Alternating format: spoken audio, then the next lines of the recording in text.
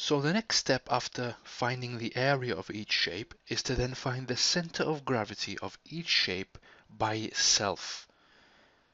So, starting with the triangle. The center of gravity of a right-angled triangle is a third base and a third height. So for example, if we draw the center of gravity to be around here somewhere,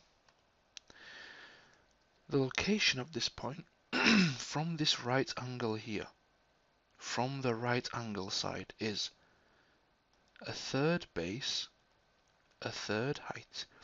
Since the base is 8 centimeters, this distance will be 8/3. Since the height is 5 centimeters, this distance will be 5/3. So that's the location of the center of gravity of the triangle with respect to its own reference point. Now, next one will be the circle. The center of gravity of a circle is exactly in the middle, its geometric center. And similarly with the rectangle, the center of mass of a rectangle is exactly in its geometric center. So the circle is going to be 1 centimeter this way, 1 centimeter that way is the radius, and the center of gravity of this rectangle is going to be 5 from here and 2.5 from there. Remember, we're finding each shape with respect to its own center. Now, moving on to the final shape, which is this curve here. Now, the curve is a bit different. You can see the curve is defined by a function. So we have to use some equations in order to find the center of gravity of this shape from this corner here. The reason it's from this corner is because this is a inverse parabola, minus x squared. So the curve looks like this. The y-axis is here. Any calculation will be from the y-axis and from the x-axis. So from this side and this side here. So the equations we're going to use are x bar first of all, which is the x direction of the center of mass, equals. Now the equation for x bar is the integration of xy dx all divided by the area. So we substitute y and we integrate with respect to x. Now, this is equal to, our limits in this case are going to be 5 and 0 because the length is 5 centimeters. You could equally do minus 5 at bottom and 0 on top because this graph is minus x. But because it's like a mirror, it doesn't matter. We can assume it's 0 and 5. So our limits are going to be 0 and 5. 5, 0. X, substitute your y. Your y in this case is 5 minus x squared over 5 dx. All divided by the area. And we know that the area is 16.6. Step by step. The next step is to expand the bracket. So we still have not integrated 5, 0.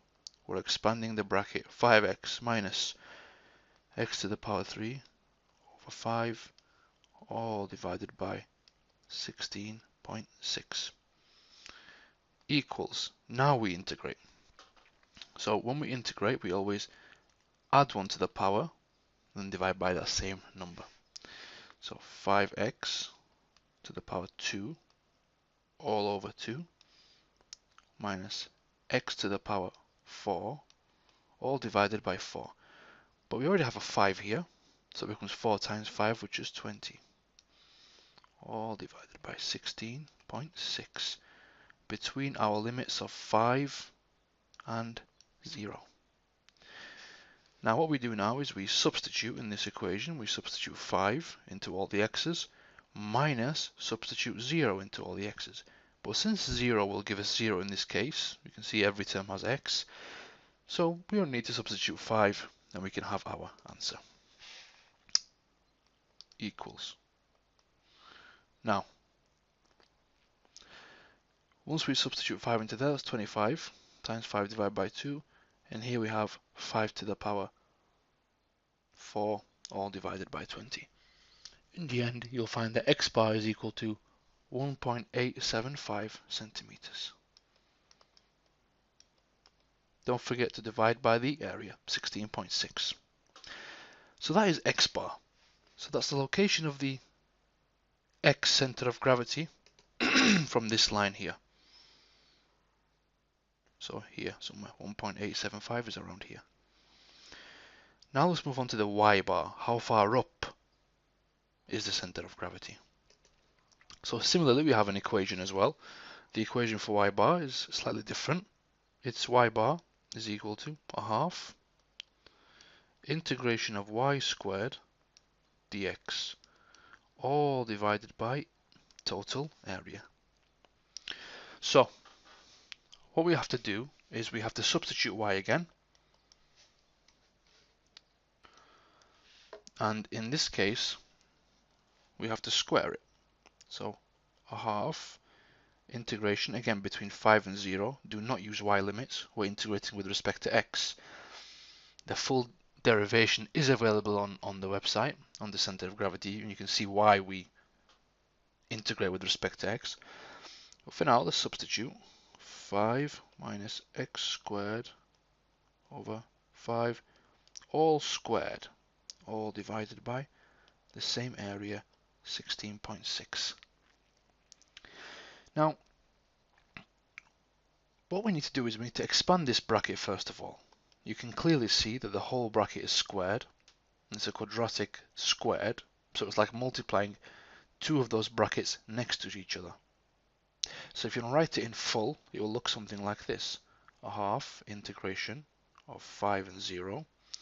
Here we have 5 minus x squared over 5, all multiplied by 5 minus x squared over 5, like so. All divided by 16.6. That's the total area. Now you can bring this 2 down here, so it becomes multiplied by the 16.6. The 1 will stay on the top, obviously. So 16 times 2 is 32. 0.6 times 2 is 1.2. That's going to be 33.2. That's going to be your denominator, 33.2. Let's expand this bracket at the same time. Remember, we still haven't integrated. So equals the integration between 5 and 0, all divided by 2 times 16.6 is 33.2.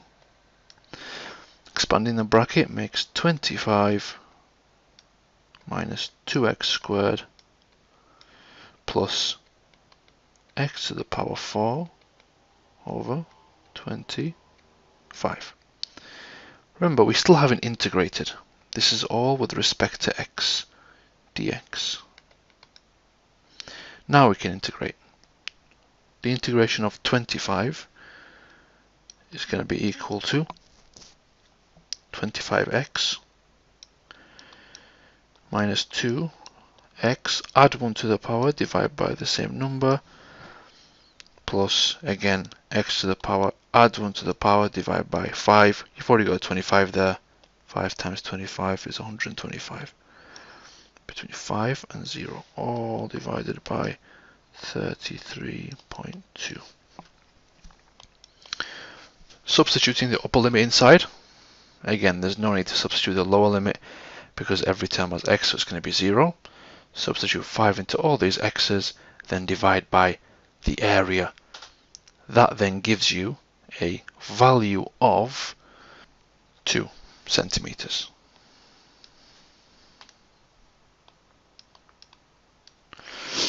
So now we've found the x bar and y bar of the curve. So y bar is going to be 2, x bar is 1.875, again from the axis. Center of gravity of this shape is going to be 5, 2.5. This shape is going to be 1, and this is 8 over 3, 5 over 3.